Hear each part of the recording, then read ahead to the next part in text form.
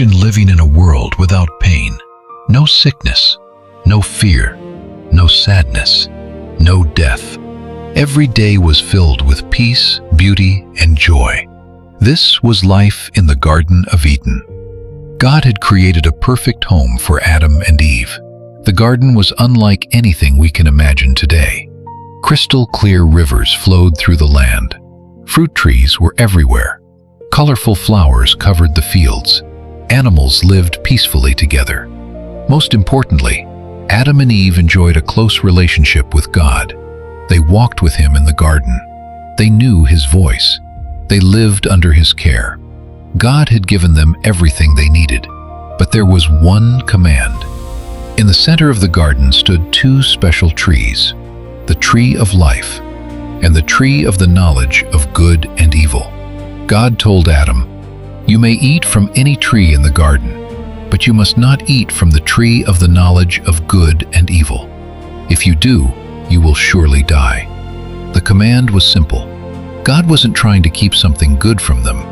He was giving them a choice. Would they trust Him, or would they choose their own way? For a time, everything was perfect. But one day, something changed. Among the animals in the garden was a serpent. The serpent approached Eve while she was near the forbidden tree. His words seemed innocent at first. "Did God really say you cannot eat from any tree in the garden?" Eve answered, "We may eat from the trees in the garden, but God said we must not eat from this tree or touch it, or we will die." The serpent replied, "You will not surely die." Then he planted a dangerous thought in her mind.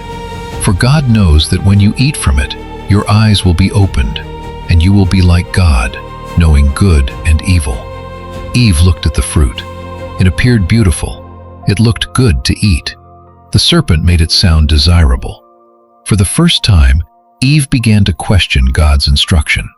She focused on what she didn't have instead of everything God had already given her. The temptation grew stronger. Finally, Eve reached out her hand. She picked the fruit, and she ate it. Then she gave some to Adam, and he ate it too. In that moment, everything changed. Immediately, their eyes were opened, but not in the way they expected. Instead of gaining freedom, they felt shame.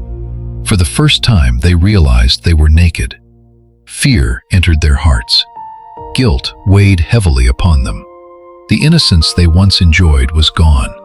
Quickly, they gathered leaves together and made coverings for themselves. Then they heard a familiar sound. God was walking through the garden. But instead of running toward Him as they once did, Adam and Eve hid among the trees. They were afraid. God called out, "Adam, where are you?" Of course, God knew where Adam was. The question was an invitation, an opportunity for Adam to come forward. Adam answered, "I heard you in the garden, and I was afraid because I was naked, so I hid." God asked, "Who told you that you were naked? Have you eaten from the tree I commanded you not to eat from?" Adam immediately began shifting blame. "The woman you gave me the fruit." Then Eve blamed the serpent. No one wanted to take responsibility. Sin had not only damaged their relationship with God, it was already damaging their relationships with one another. God then spoke to each of them about the consequences of their choice. Life would no longer be as easy as it had been in Eden. Pain, hardship, and struggle would now be part of the human experience. The perfect world God had created had been broken by sin. But even in the middle of judgment, God gave hope. He made a promise. One day, a Savior would come. Someone would defeat evil and restore what had been lost. This was the first glimpse of God's rescue plan for humanity. Then God did something remarkable. Adam and Eve had tried to cover their shame with leaves, but God provided coverings for them Himself. It was a powerful picture of His mercy. Even after they disobeyed Him, God still cared for them. Eventually, Adam and Eve had to leave the Garden of Eden. The gates of paradise closed behind them. The life they had once known was gone. The world would never be the same.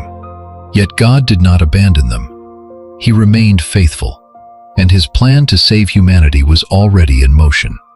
The story of Adam and Eve reminds us that temptation often begins with a simple question. Did God really say?